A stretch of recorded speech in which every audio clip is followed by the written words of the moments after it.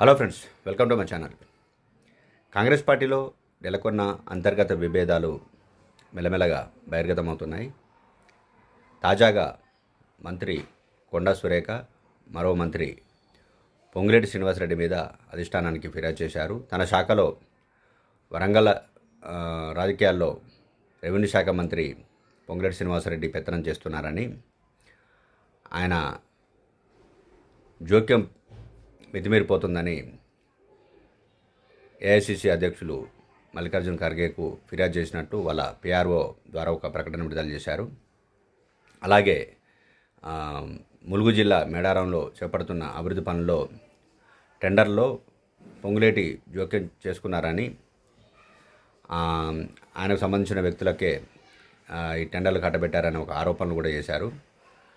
దీని మీద అధిష్టానం కూడా సానుకూలంగా స్పందించిందని కూడా ఆ ప్రకటనలో పేర్కొన్నారు. ఇదే కాదు, ఇంతకుముందు కూడా రెవెన్యూ శాఖ మంత్రి పొంగులేటి శ్రీనివాసరెడ్డి మీద జడ్చెల్ల ఎమ్మెల్యే అనిరుద్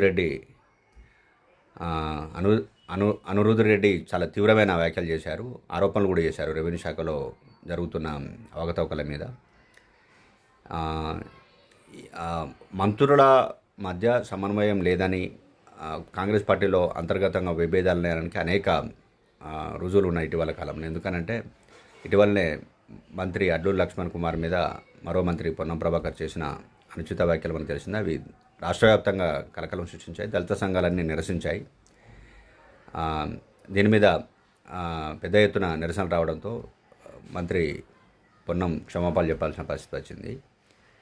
తాజాగా కొండా సురేఖ అంటే ఇన్ఛార్జ్ మంత్రిగా ఉన్న పొంగులేటి శ్రీనివాసరెడ్డి తన శాఖలో జోక్యం చేసుకుంటున్నారని, ఆయన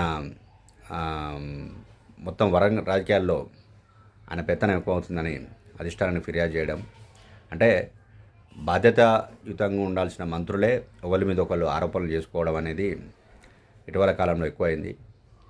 దీని మీద అధిష్టానం ఎలా వ్యవహరిస్తుంది, ఎలా తీసుకుంటుంది